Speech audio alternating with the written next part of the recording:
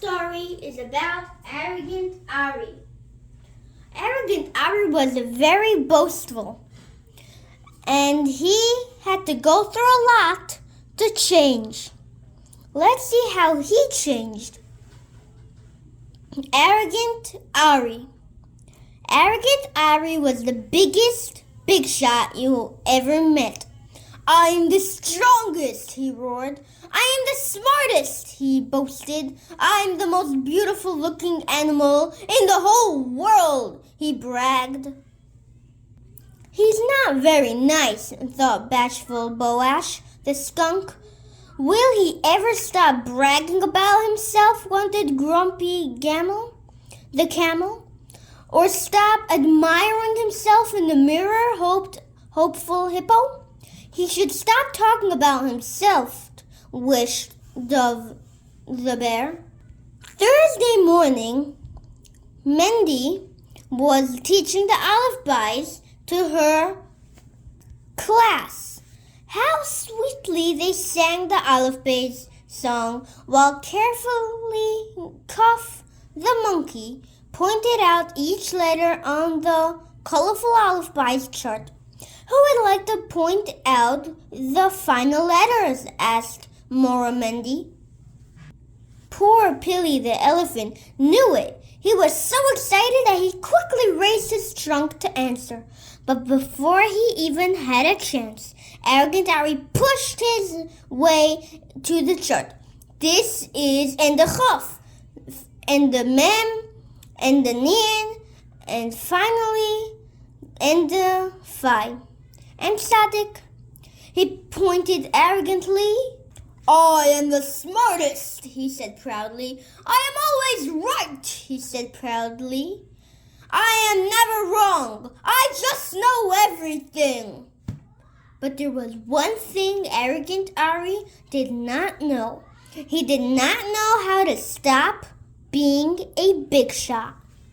Friday afternoon, Mrs. Ari was busy cooking and cleaning for Shabbos. Arele, she called, please run down to Zev Wolf's bakery and buy 2 challahs for Shabbos. All right. Arrogant Ari immediately stopped brushing his beautiful long mane and hurried out happily to help do the mitzvah of preparing for Shabbos. He proudly went to Zev's bakery. As he went down the street, he wished his favorite tune. Nine, nine, nine, nine, nine, nine, nine. But when he opened the door, oy vey, he groaned. There were 10 animals online, all waiting for their turn to buy challahs. I am the king of the jungle, Ari roared in his loudest big shot voice. I have many more important things to do. I cannot waste my precious time waiting online like that for all of you. And he pushed his way to the front of the line. Our time is precious too, said bashful Boash in his tiny bashful voice. But Arrogant Ari did not even hear him. He brought 2 challahs and marched, very pleased with himself. I'm the smartest, said Arrogant Ari, speaking down the street with his bag of challahs. I am always right. I'm never wrong. I just know everything. But there was one thing Arrogant Ari still did not know. He did not know how to stop being a big shot. Shabbos afternoon, the animals got together for an Oneg Shabbos.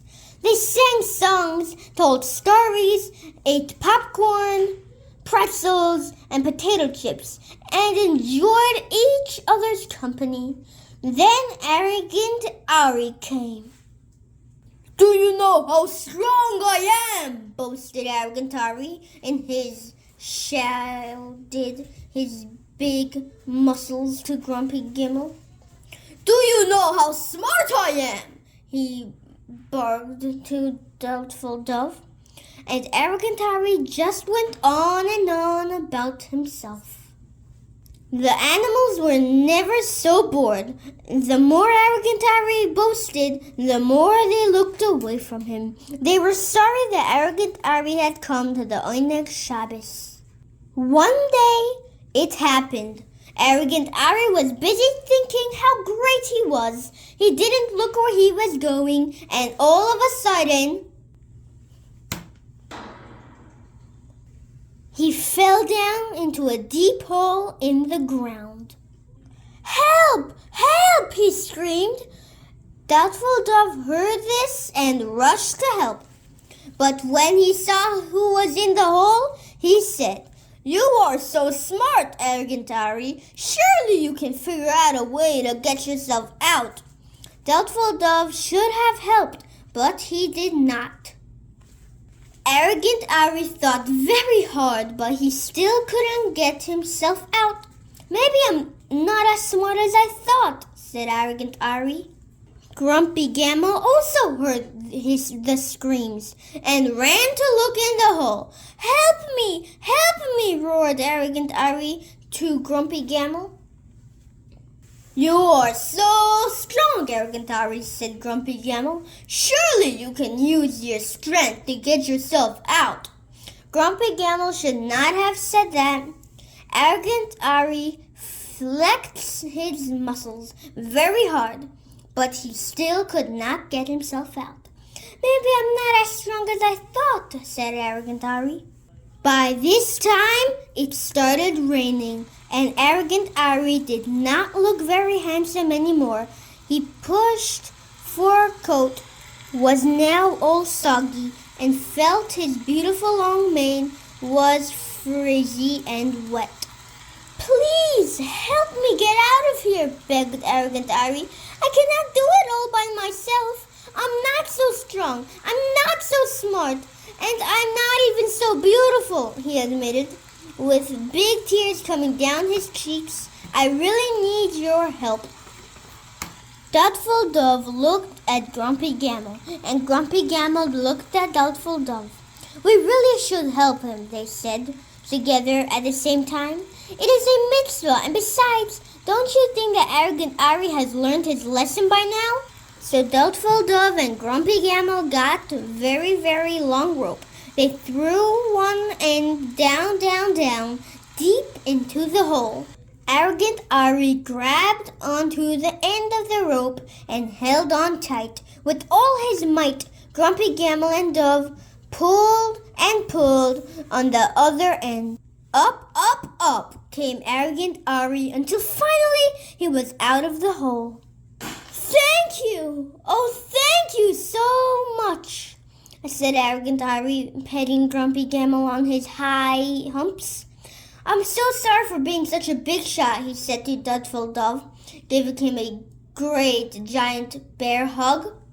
Nowadays, something is different about Arrogant Harry. He is no longer brags, he no longer boasts. He tries very hard not to be a big shot. Instead of thinking only about himself, he cares about others. Arrogant Harry has many more friends, and he is much happier too. He knows how to stop being a big shot. The end.